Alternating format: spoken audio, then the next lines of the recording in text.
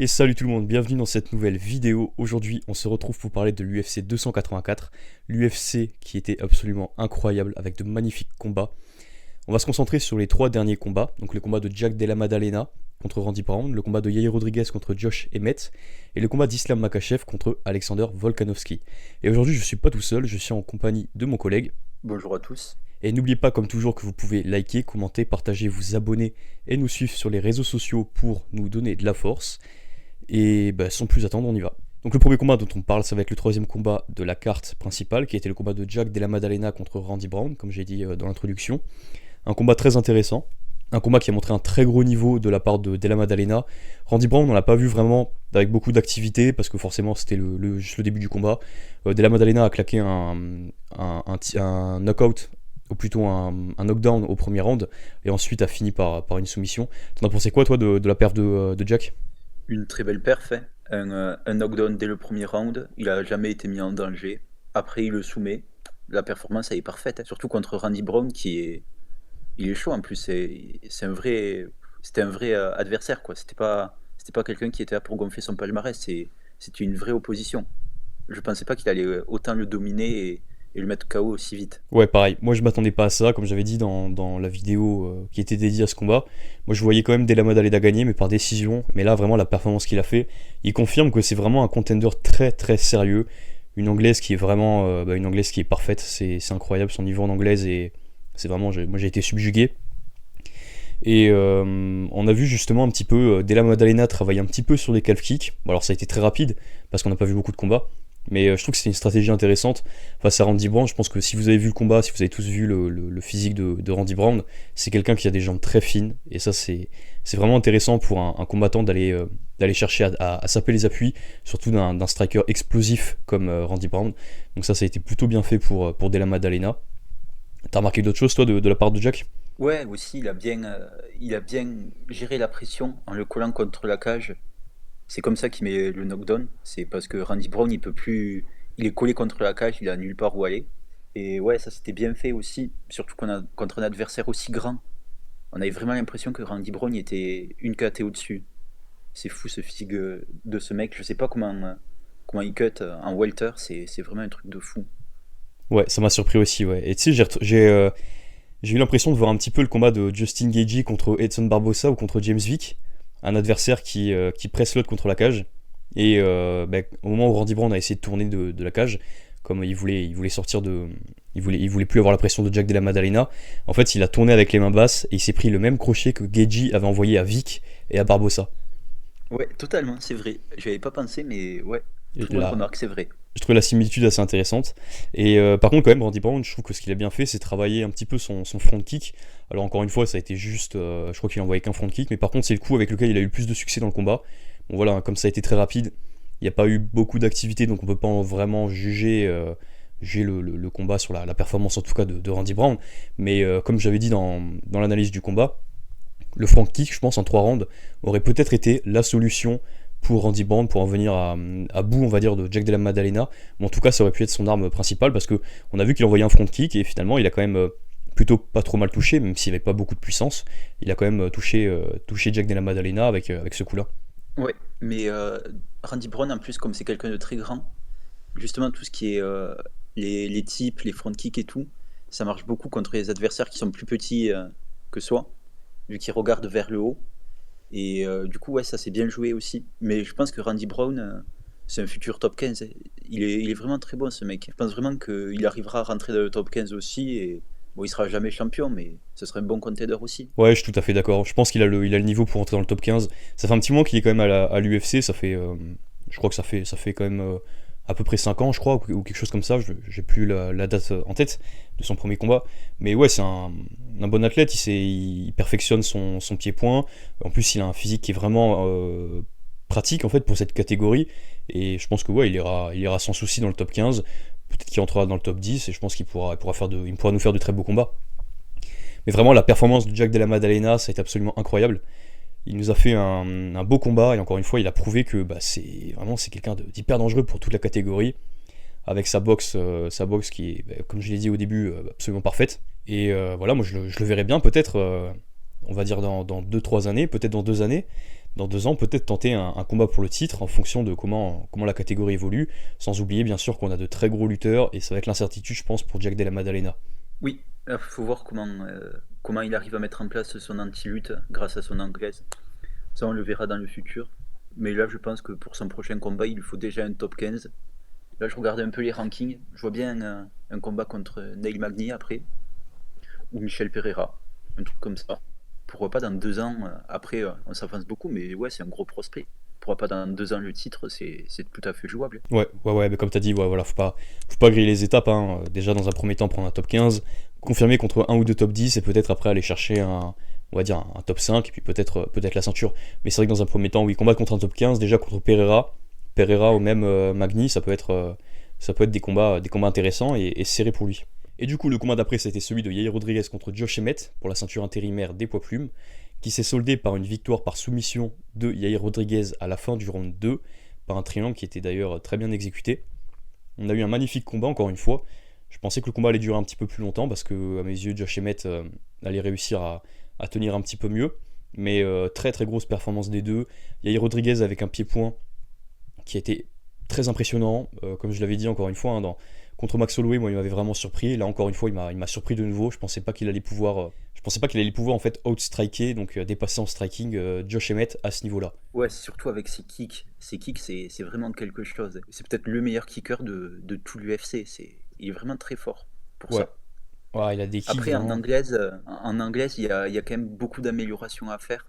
Parce que j'ai vu beaucoup de coups quand même, où il envoie des coups à 100% avec le menton en l'air. Et Josh Emmett, il le contre plusieurs fois comme ça. C'est souvent comme ça qu'il se fait sonner.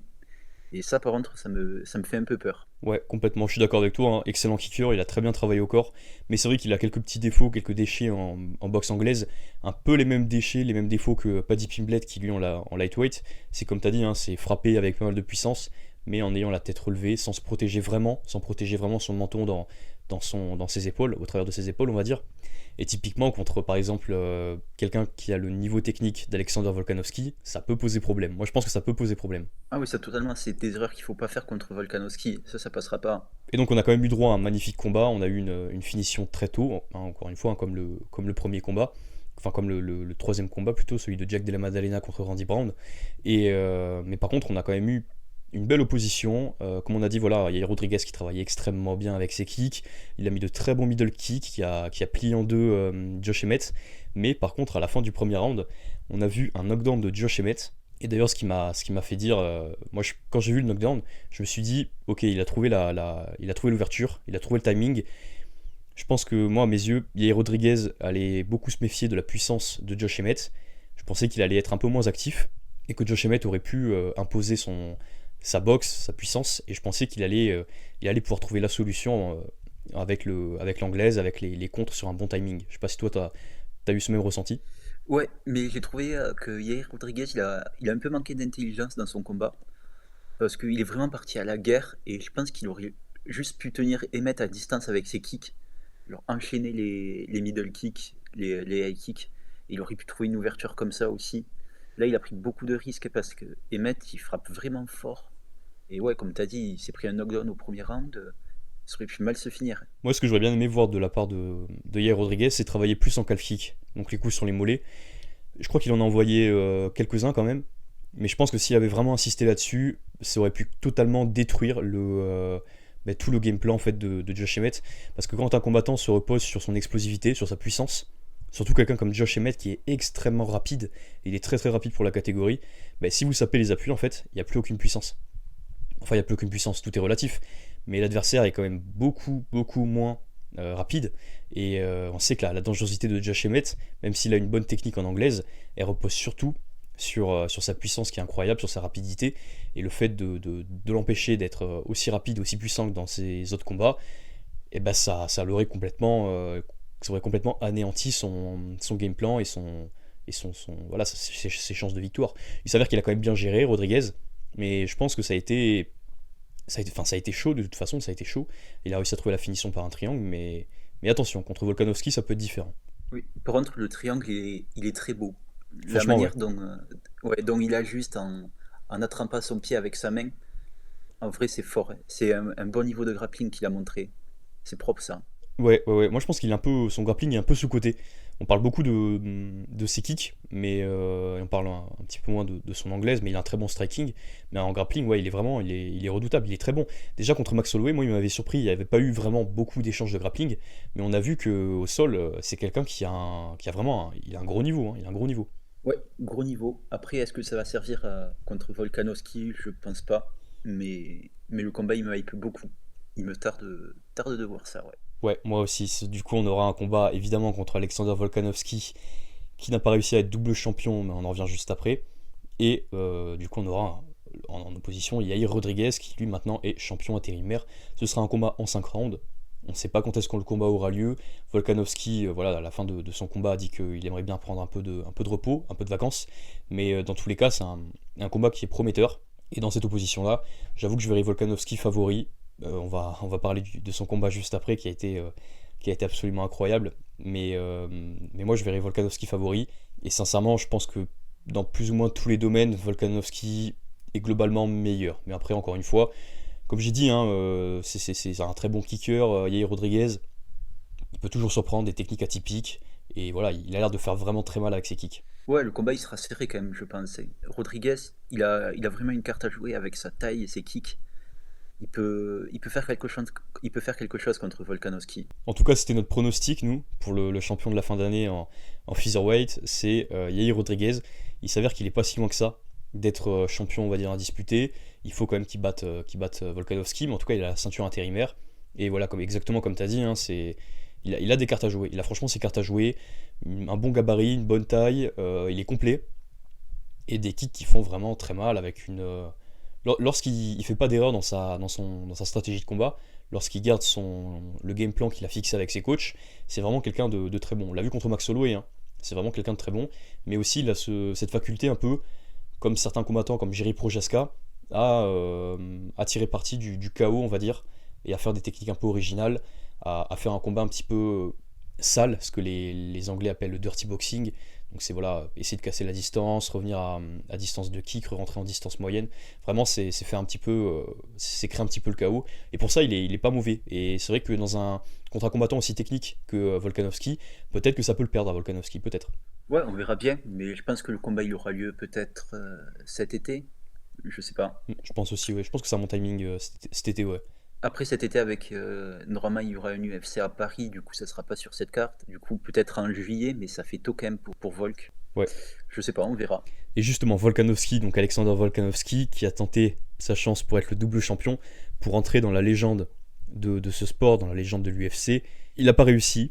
Islam Makhachev a remporté le combat par décision unanime. Un juge qui a donné 49-46. Bon, d'ailleurs, celui-là, je pense on n'a pas dû voir le même combat. Et de juges Oui, qui ont donné. Ouais, lui, il faut plus jamais qu'il juge un combat de MMA, hein. Ah ouais, franchement, ouais, moi, ce scoring, ça m'a choqué. Et donc de juges qui ont donné 48-47 pour Islam Makhachev. Un combat extrêmement intéressant qui a tenu toutes ses promesses et surtout, là je vais insister là-dessus, l'énorme niveau d'Alexander Volkanovski. Sincèrement, j'ai pas les mots parce que on a rarement vu un combattant qui se fixe un tel challenge, un combattant aussi dominant qui décide de monter d'une catégorie, d'affronter un autre combattant extrêmement dominant et de faire une telle performance. Là vraiment, s'il y a un combat à aller voir de cette soirée de l'UFC 284, c'est évidemment le combat d'Alexander Volkanovski contre Islam Makhachev. C'était un niveau technique très intéressant. Mais par contre, là où j'ai quelque chose à dire, c'est sur la forme physique d'Islam Makhachev. Je sais pas si tu l'as vu, si tu l'as ressenti comme moi, mais j'ai l'impression que le cutting l'a vraiment extrêmement épuisé à la fin du combat quand il a parlé au micro de Michael Bisping. Il semblait vraiment très mal en point. Dans le dernier round, il semblait très mal en point. Je sais pas ce qui s'est passé, si c'est le cutting, s'il a peut-être autre chose, il se traînait peut-être une blessure, peut-être une maladie ou autre chose.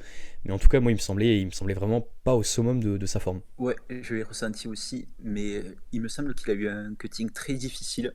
Mais après, c'est souvent le cas avec la team Khabib. On se rappelle de Khabib, il avait aussi des cuttings très durs. Ouais, Khabib, ouais, c'était... Ouais, mais je pense que c'était pareil là, mais c'est les Dagestanais, hein. C'est ça, c'est les Dagestanais. Et surtout, en fait, je pense que, à mon avis, Islam Makhachev a été peut-être un petit peu trop surestimé son niveau en striking.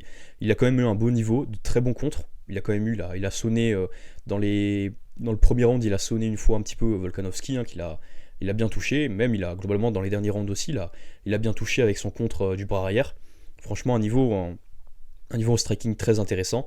Mais je pense que si c'était concentré un peu plus sur la lutte, je pense il aurait pu faire une bien meilleure performance. Après, Volkanovski, il a vraiment très bien joué son coup en striking. C'est-à-dire que dès le début du combat, il faisait beaucoup de feintes du percute du bras arrière, de feintes de genoux aussi. C'est Et vrai. je pense que ça a beaucoup déstabilisé Makhachev parce qu'il n'a pas pu faire de takedown proactif. C'était à chaque fois des takedowns réactifs ou en clinch. Il n'a jamais initié vraiment un takedown. Et ça, je pense, c'est vraiment dû aux feintes de Volkanovski en bras arrière et en genou. Ça a dû beaucoup aider ça. C'est vrai.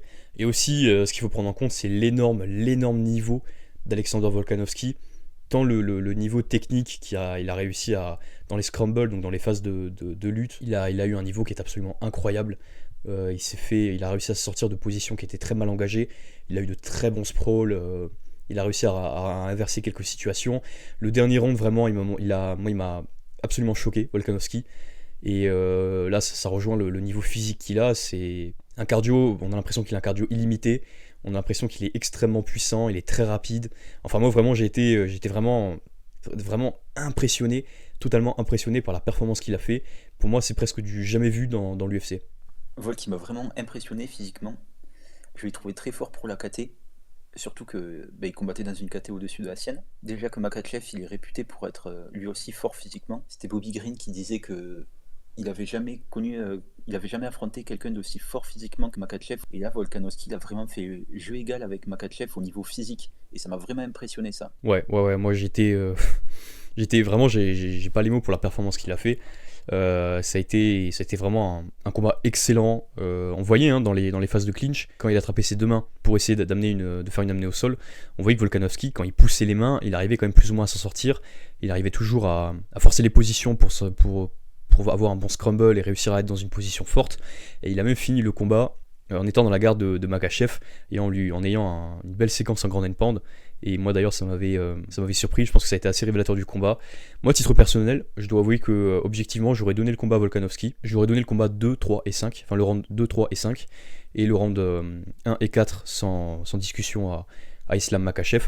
Après voilà, le round 2 était très très serré. Et moi je comprends entièrement qu'on l'ait donné à Islam Makhachev. Je pense qu'il a aussi mérité la victoire. Mais en tout cas, dans un sens comme dans l'autre, moi ça m'aurait pas choqué. Et voilà, très grosse performance des deux. On parle beaucoup de Volkanovski. Mais Makhachev, quand même, malgré le gros cutting qu'il a fait, et malgré son état de forme, il a quand même fait un beau combat. En striking, il nous a montré qu'il avait un sérieux niveau, bien meilleur que Khabib Nurmagomedov. Et dans le quatrième round, il a eu un excellent timing sur un takedown. Ce qui fait d'ailleurs qu'il remporte le round. Donc franchement, énorme performance des deux. Moi j'ai trouvé que c'était l'un des combats les plus techniques qu'on a vu de tout l'UFC. Et voilà, moi j'étais vraiment hyper satisfait de me lever à 4h du matin, en tout cas pour regarder toute cette carte et en particulier ce combat. Ouais, Makhachev, je pense vraiment. Là, je vois personne dans la catégorie le battre. Mais il est vraiment très très fort. Là, je regarde un peu. Le prochain contender, ça va être qui? Ça va être le gagnant de Gaethje contre Fiziev, je pense. Il y a aussi le gagnant de Oliveira contre Dariush. Et sincèrement, Ouais. si Dariush gagne, Mais à un tu vois moment vraiment. il faudra qu'il ait son title shot Dariush. Parce que déjà, je trouve que c'est, on va dire, un peu moyen que là il n'ait pas le title shot. Alors que quand même, ça fait un petit moment qu'il est dans la catégorie et il est quand même bien classé. Il n'a pas encore eu sa chance. Moi je trouve ça un petit peu moyen. Mais on sait que voilà, l'UFC n'est pas forcément fan de l'image que Dariush renvoie lui-même. Hein. C'est pas quelqu'un qui fait vendre beaucoup de place pour l'UFC. Mais moi je pense que le prochain title shot, ça doit être pour le gagnant de Dariush contre Oliveira. Ou peut-être ouais, le gagnant de Gaethje contre Fiziev. Mais Gaethje a déjà eu, on va dire, 2 chances pour le titre de title shot qu'il a perdu. Donc voilà, à voir, à voir. Après, Darius, il combat une fois tous les ans. Donc, C'est sûr qu'il y a de ça Makhachev, aussi. il peut Ouais. défendre sa ceinture en fin d'année, tu vois, contre un Fiziev. Et sinon après, moi je dois t'avouer que dans ce combat-là, au niveau physique de Makhachev, je me suis dit, des mecs comme par exemple Mateusz Gamrot ou Arman Tsarukyan, de très très bons grappleurs, qui en plus de ça ont un pied-point pas dégueu, ça aurait pu être très compliqué pour le Makhachev qu'on a vu cette nuit-là. Ça n'a pas été le Makhachev à son top niveau.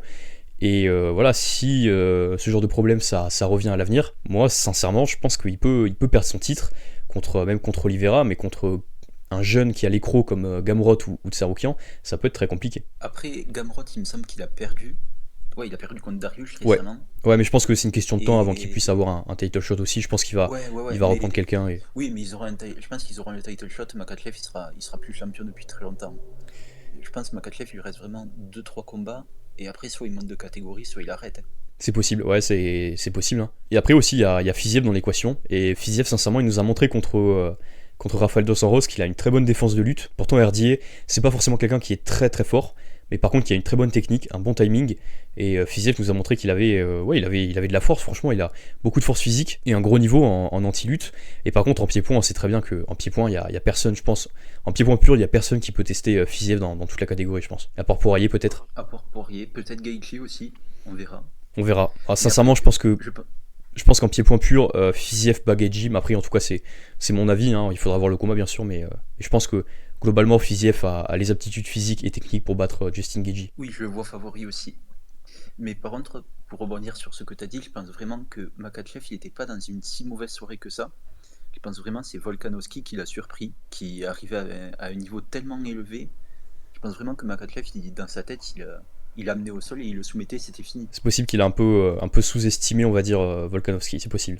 J'avoue que moi-même, je l'avais sous-estimé. Moi-même, je voyais Volkanovski se faire soumettre ou perdre par KO technique dans le troisième round. Et au final, pas du tout. Et il a fait vraiment une performance incroyable. Ouais, beaucoup de gens le voient gagner en plus, hein. Ouais, J'ai regardé tout à l'heure sur MMA Décision, il y a plus de la moitié des gens qui voient Volkanovski gagner le combat. c'est vrai. Moi personnellement, je pense que je peux lui donner le combat aussi, mais je lui donnerai plus les rounds de 3, 4 et 5. Je trouve vraiment les 1 et 2 c'est indiscutable Ah ouais, pour Makhachev. le 4, tu le donnerais à Makachev, à Ouais, Volkanovski, je veux dire. Pourtant, le 4, ça me dérange. il passe du temps dans le dos de Volkanovski, hein. Il passe 3 minutes, je crois, dans le dos Il passe de du... Volkanovski. Ouais, il passe du temps, mais il fait rien. Oui, après, je suis d'accord. Il a rien fait. C'est Volkanovski. Volkanovski, il a envoyé. Je crois qu'il est à 40 coups significatifs sur ce round. Alors que Makhachev, il a rien fait. Il lui a pris le dos, c'est tout. Il a pas cherché à le finir ni rien. Je suis d'accord que si on Pour prend moi, les critères. pour moi, c'est pas une honte de donner le round à Volkanovski. Non, je peux comprendre aussi, ouais. Si on prend les critères objectifs, en fait, c'est celui qui fait le plus de dégâts dans le round qui remporte le round, la reprise. Et c'est vrai que dans le round 4, bah, Islam Makhachev, il a eu du contrôle. Mais par contre, je pense que Volkanovski a été plus efficace, a fait plus de dégâts dans ce round-là. D'ailleurs, à la fin du combat, on a vu que même si Volkanovski était amoché, avait le visage un peu ouvert, par contre, Makhachev, lui, il avait vraiment le visage bien tuméfié. Vous voyez il avait pris pas mal de coups. Et c'est pour ça que j'ai un peu un goût amer quand même pour ce combat. Globalement, j'ai l'impression que Volkanovski a fait une meilleure performance, mais quand on prend les scorings des juges, voilà, avec le temps de contrôle au sol et tout ça, voilà, il donne la victoire à Islam Makhachev. Moi personnellement, ça me choque pas, mais j'avoue que j'ai un petit peu d'amertume et j'aurais bien aimé voir Volkanovski prendre la deuxième ceinture. Ouais, je suis d'accord. Mais pour moi, Volkanovski, c'est le vrai gagnant de ce combat. Même s'il a perdu le combat, c'est lui qui a fait la meilleure performance, c'est lui qui a montré le plus de choses, c'est le vrai gagnant de ce combat. Et je pense d'ailleurs qu'il doit rester numéro 1 au pound for pound. Ouais, je suis d'accord. On nous a dit que le combat était pour la première place dans le pound for pound. Alors, moi je pense que ça a relativisé parce que c'est quand même Volkanovski qui a fait le challenge de monter d'une catégorie. Je veux dire, c'est pas Makhachev qui est descendu en featherweight, c'est Volkanovski qui est monté en lightweight. Donc déjà rien que pour ça, c'est quand même voilà, je pense que c'est à remettre dans son contexte. Et surtout Volkanovski, voilà, moi je lui aurais donné le combat. Donc je pense que objectivement, il doit rester le numéro 1 pound for pound et je pense il mérite largement cette place de meilleur combattant de la planète. Ouais. Et il commence à se rapprocher sérieusement de la discussion des GOAT. Je suis d'accord. Moi je vois bien Volkanovski défendre son titre en featherweight s'il y arrive, en tout cas s'il arrive à battre Yair Rodriguez, et pourquoi pas remonter en poids léger pour retenter sa chance et peut-être s'emparer du titre. S'il arrive à le faire, s'il arrive à faire ce que je viens de dire, il aura battu, on va dire, tout le monde dans la catégorie featherweight, tous les gros contenders, et s'il arrive à battre le champion des poids légers, je pense sincèrement que c'est le meilleur de tous les temps. Et comme tu as dit, là pour moi, il s'assoit à la table de ses combattants. Il s'assoit à la même table que John Jones, que Georges Saint-Pierre, que voilà, des combattants comme ça, Anderson Silva. Pour moi, il s'assoit à la même table que ces géants-là, quoi. Ouais, totalement. Et oui, si tu l'as dit, si bat Rodriguez, après tu vois, s'il fait vraiment une prise de masse qui monte en lightweight et qui bat Makhachev, pour moi ça sera le GOAT et c'est fini quoi. Après, il peut partir, hein. Ouais, ouais, je suis d'accord, je suis d'accord. Ce sera un bon plan pour lui, un bon plan de carrière pour lui. Bon, ça fait déjà un petit moment qu'on est ensemble.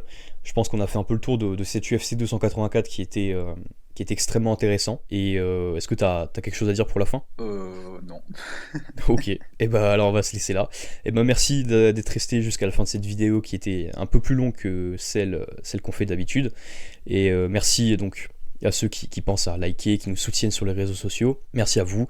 Et puis on se dit à la prochaine pour une nouvelle vidéo. Ciao!